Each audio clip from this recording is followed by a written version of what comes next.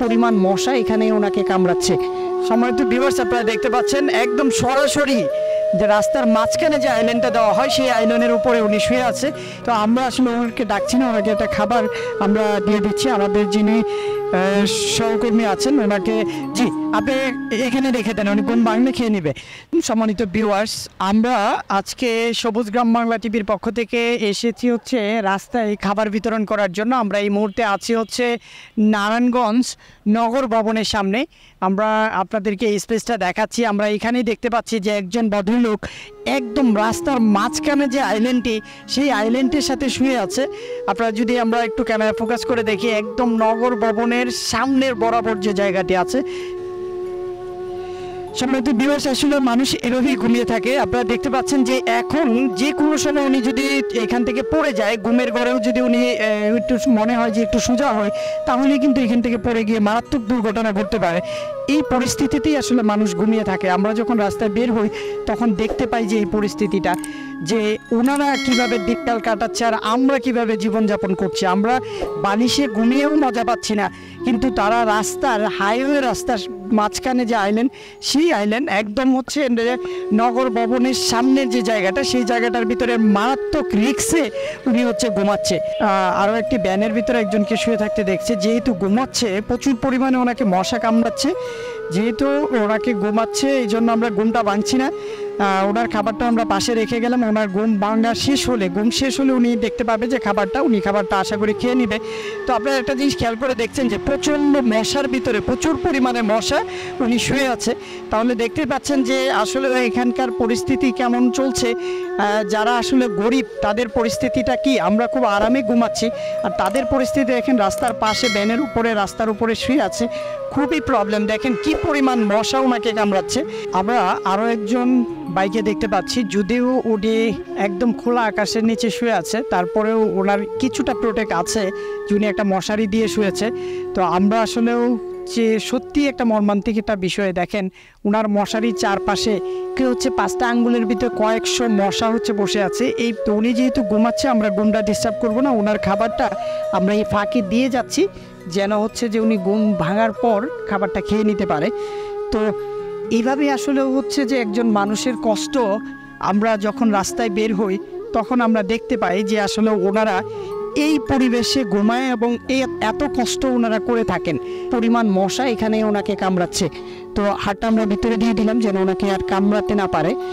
দেখেন এই পরিস্থিতিতে হচ্ছে ওনারা ঘুমাচ্ছে। সত্যি হৃদয় বিতরক একটি বিষয়। তো আমরা যেন আসলে এই কাজটি আমরা ঘুরে ঘুরে প্রতিনিয়ত করে থাকি, আমরা যেন করতে পারি, সেই জন্য আপনারা আমাদেরকে সাপোর্ট করবেন। এবং পাশাপাশি হচ্ছে এই ব্যক্তিদের কাছে মাঝে মাঝে আসবেন, তাহলে দেখতে পাবেন যে আসলে কষ্ট কাকে বলা হয়। আপনি খাবার খান না এখনো? না, আচ্ছা আচ্ছা। আমরা আসলে খাবার, যারা রাস্তায় আছেন, যারা খাবার খেতে পারছে না, যারা হচ্ছে কিনে খেতে পারছে না, থাকার জায়গা নেই, তাদের জন্য কিছু খাবার নিয়ে আসছি। আমরা আপনাকেও একটা খাবার দিতে চাই। জি, ওনাকে একটা খাবার দিয়ে দেন। আপনি এটা খাবারটা খেয়ে তারপরে গাড়িটা চালান, কেমন? ঠিক আছে, ভালো থাকবেন। আমার কাছে খুব ভালো লাগলো যে আপনি আসলে আমাদেরকে হেল্প করেছেন যে কোথায় কে শুয়ে আছে। আপনি তো জানেন যে এখানে আসলে কি পরিমাণ মানুষ এরকম রাস্তায় শুয়ে থাকে রাতের বেলা। আমার এই সাইডে 30-40 জন মানুষ ঘুমায় থাকে প্রতিনিয়ত। 30-40 জন মানুষ, আসলে তারা কি প্রতিনিয়ত খাবার খেয়ে ঘুমাতে পারেন? আপনি তো জানেন। হ্যাঁ, যদি আমাদেরকে একটু বলেন। এক সময় খায়, আর সময় খাইতে পায় না, আর সময় মনে করেন নিজের জন্য কিছু টাকা দিয়ে আমি আনায় খাওয়াই। আচ্ছা, আমি কিন্তু হচ্ছে কাকার যখনই কাজ করছিলাম, সবাইকে দিচ্ছিলাম, তখন কাকা আমাকে যেটা বললো যে বাবা, আমি কিন্তু মাঝে মাঝে আমার বাসা থেকে 2-3 জনের জন্য খাবার নিয়ে আসি। আসলে এই যে খাবারটা আপনি আসার সময় নিয়ে আসেন, আপনি তো জানেন যে কে কাজ করতে পারে না, কে খাবার খেতে পারে না, তাদের জন্যই তো। হ্যাঁ, একজনই আমি। একটা জিনিস খেয়াল করে দেখেন যে আমরা আরাম আয়েসে থাকছি, আমরা দালানে থাকছি, আমরা খুব সকালবেলা সোয়াব করেই হচ্ছে অনেক দামি দামি নাস্তা করছি। দেখেন উনি সারা রাত একজন গার্ডের দায়িত্বে আছেন, একজন হচ্ছে সেফটি নিয়ে হচ্ছে উনি কাজ করেন রাতের বেলায়। তো উনি যখন দেখে যে একটা মানুষ সারা দিনও খেতে পারে নাই, রাতেও খেতে পারে নাই, উনি খাবার খাওয়ার সময় কিন্তু শান্তি পান না, যার কারণে উনি খাবার খেয়ে হাতে করে একটা খাবার সাথে করে নিয়ে আসেন, তাই না? জি জি। দেখেন উনি যদি খাবার নিয়ে এসে কাউকে খাওয়াতে পারে, তাহলে আমরা কেন পারি না? ঠিক এটাই বলতে চাই যে আমরা যারা আসলে স্বাবলম্বী আছি তারা যদি মাঝে মাঝে নিজেকে ফ্রেশনেস করার জন্য, যাদের হচ্ছে যে অশান্তিতে ভোগেন, যে আপনি আসলে শান্তি পাচ্ছেন না, একদিন রাস্তায় বের হন, বের হয়ে হচ্ছে কাকাদের সাথে কথা বলেন, যারা রাস্তায় পড়ে আছে তাদের সাথে কথা বলেন, দেখবেন যে আপনার টেনশন কমে যাবে। তাদের কষ্ট যদি দেখেন আপনার কষ্ট কোনো কিছুই থাকবে না। তাদেরকে দুমুঠো খাবারের ব্যবস্থা করেন, তারা আপনাকে কতটুকু ভালোবাসে, কতটুকু দোয়া করে আপনি দেখতে পাবেন। আসলে আমরা কাকা আপনাকে অনেক ধন্যবাদ যে আসলে আপনি আমাদেরকে ঘুরিয়ে দেখেছেন। আমরা মাঝে মাঝে আসবো, আশা করি ইনশাল্লাহ।